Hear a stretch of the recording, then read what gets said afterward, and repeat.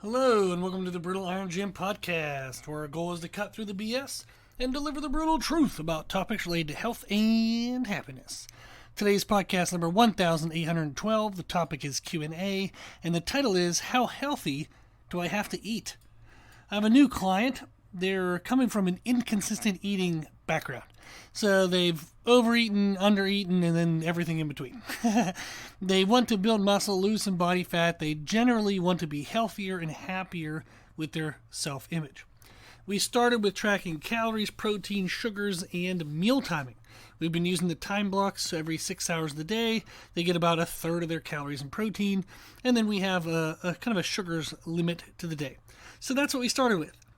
Now, recently, they've been under-eating their calories and protein. I listed some food ideas, I gave some sample meals, and then in their last journal entry, they wrote the following. Thank you for the information that you provide and for answering my questions. It really helps.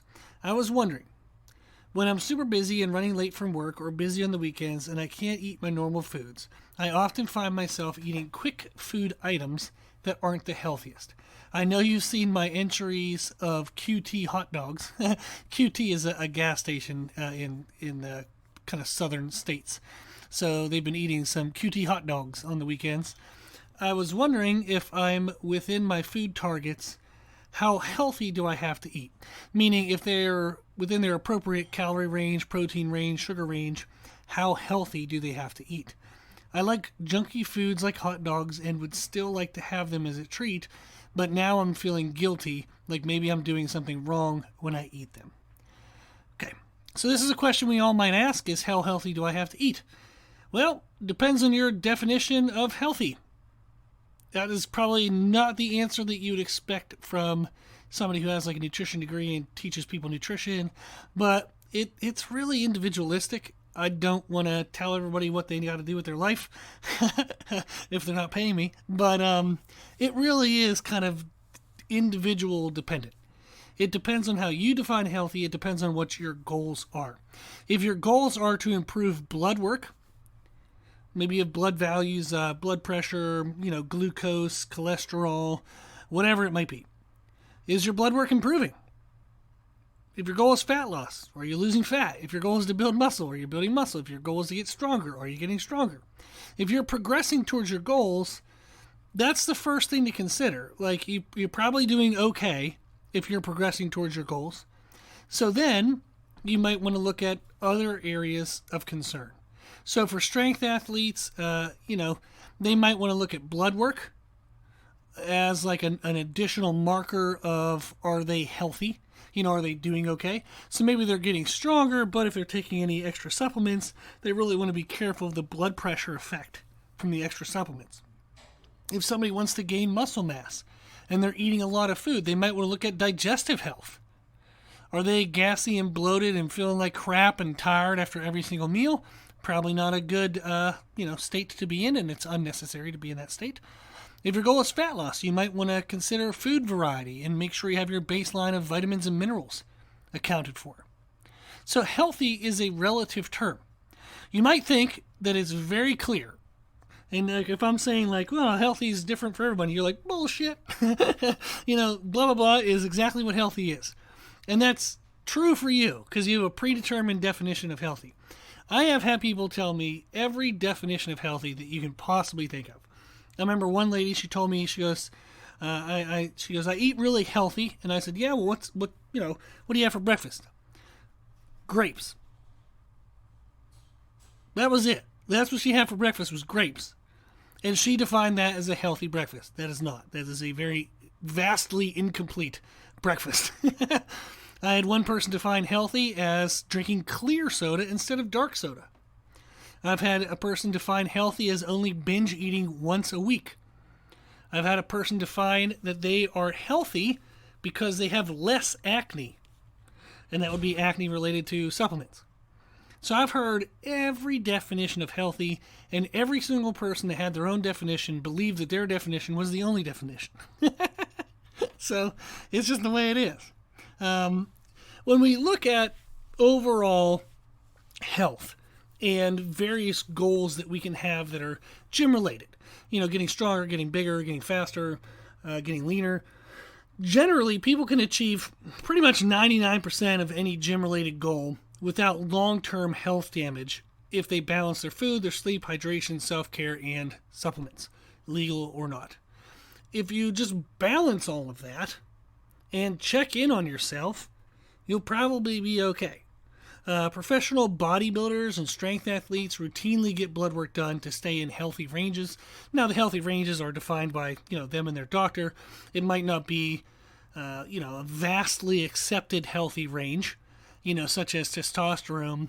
The typical kind of range you might see, it depends on the measurement unit that you're using. But the values could be, say, 300 to 1100. You might have somebody who competes in bodybuilding. They take TRT, they take some extra testosterone, and maybe they want to stay between 1400 and 1600. And that's the definition of healthy for them. They take maybe an anti-estrogen, they take some other stuff that might help control some impacts or negative impacts of that, but that's what they define as healthy. They get their blood work checked regularly. They check to see if there's other things happening outside of, where the testosterone level is, but they pay attention to it. They check on themselves as they go through the process. So how healthy do you have to eat is in relation to how you define health. So for this client, they have no blood pressure problems. There's nothing wrong with their blood work. They're just overweight. They're relatively active. They're doing some manual labor here and there in the evenings. They're an active person. They're just overweight. They just, ate inconsistently, didn't work out. They just gained some body fat, over the last 10, 15, 20 years. And it's just been an accumulation of just not paying attention to themselves. So now they're trying to catch up on that. But in this case, a hot dog is not going to hurt anything. A hot dog every day, probably not the best. There's a lot of sodium in hot dogs. It's not the best calorie to protein ratio. But is it horrible? No. Is it counterproductive to their goals? No. They can definitely still lose weight and fit hot dogs into their calories and protein. Sugars, of course, because there's no sugar really in hot dogs. So they could make it work. But would we rather focus on non-processed foods? Yes. We'd rather focus on foods that have less long-term health-related issues. So you only have to eat as healthy as how you define healthy. For myself, I want to gain muscle. I want to get stronger. I want to get leaner. I want everything because I'm greedy. But over time is how I'd like to achieve all that. And I just want to do it for the rest of my life. And I want to be, have a long life. So I do get my blood work done every 6 months. If anything is ever off, I would adjust it. Thankfully, nothing really is ever off. If that adjustment could be made via food or lifestyle rather than prescription drugs, then yes, I am going to change it via food or lifestyle first. Prescription drugs just have, other consequences and costs and whatnot with them. So if I can just change my food around, if I can change my lifestyle a little bit, and I can avoid a prescription drug, hell yeah. So how healthy would I have to eat? I would eat as healthy as needed to have good blood work values and stay off unnecessary prescription drugs. There you go. That's a good definition for me. So you don't have to eat foods you hate. You don't have to eat foods that you can't be consistent with because they're quote-unquote healthy. But it is best to eat foods associated with a better quality of life.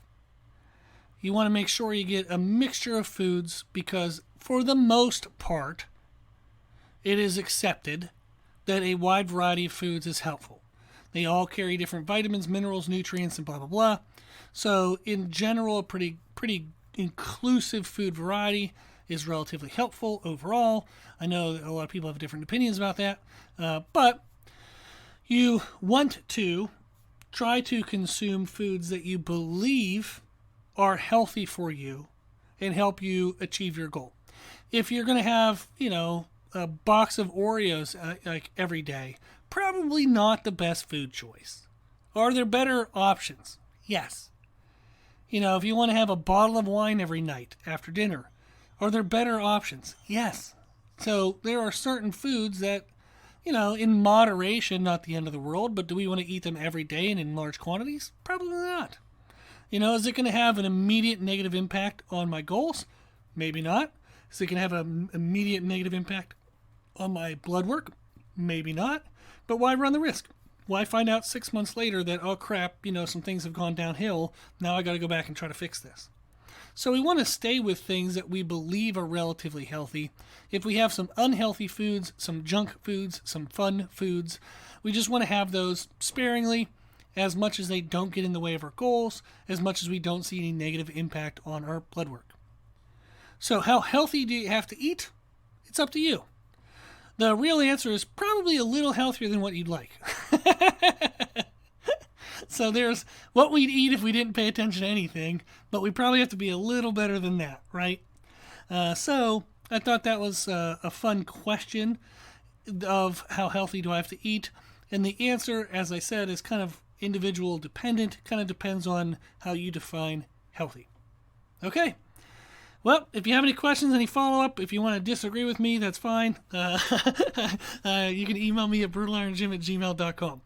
If you like the podcast, please share the podcast. If you like the podcast, please consider donating to support the podcast, which you can do on our website. Also, if you like the information we share in the podcast, you can find more from us on our social media channels. You can find us and follow us on Instagram and YouTube under the name Brutal Iron Jim. As always, I hope this was helpful, and thank you for listening.